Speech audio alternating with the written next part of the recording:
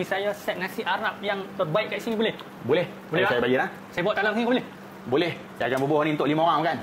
Abang macam tahu yang 5 orang. Nasi Arab Mendi. Mendi. Mendi. Ini pada orang makan 5 orang, bang. Tersandak, bang. Tersandak. Okey. Baik.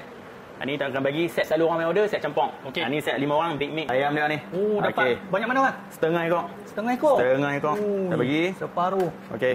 Puas makan, bang. Okey. Kambing 150 gram. Okey. 150. 150. Ini dah lebih, bang. Lebih ni sebab ada tulang, kita bagi sekali semua. Masya Allah, murah rezeki, bang.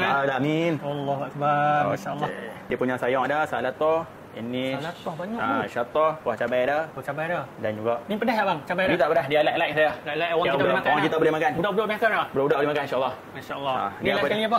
Ini pergi sup dia lah. Sebenarnya tak pedas hijau Dia lah. tak pedas. Insya-Allah tak pedas. Pedas. Orang Holland. Bawang merah dah ni, bang tu. Orang memang tak boleh dia pedih hidung. Makan nasi Arab kau mana pun mesti ada lemon, bang tu. Kena ada. Sebab Ada. lemon ni orang tak tahu sebab apa nak guna apa. Lemon ni kita akan perah dalam sup. Oh, dalam sup, bukan dalam nasi ataupun perah lauk. dalam sup. Cara dia minum sup dulu. Okey. Kalau tak kena gaya, dia tambah. Masya-Allah. Dia Pernah nak masak berasa lebih. lah. Ni dah siap dah. Kita boleh makan dah. Ni kira berapa ni? Ni 69 ringgit, 9 kupang, 5 orang makan. Tersandak, bang. Kat mana dah dapat ni, bang? Ni dekat Fisher Kitchen. Tasik Arab, Tasik Gelugak. Waktu operasi? Waktu operasi 9.30 pagi sampai 7 petang.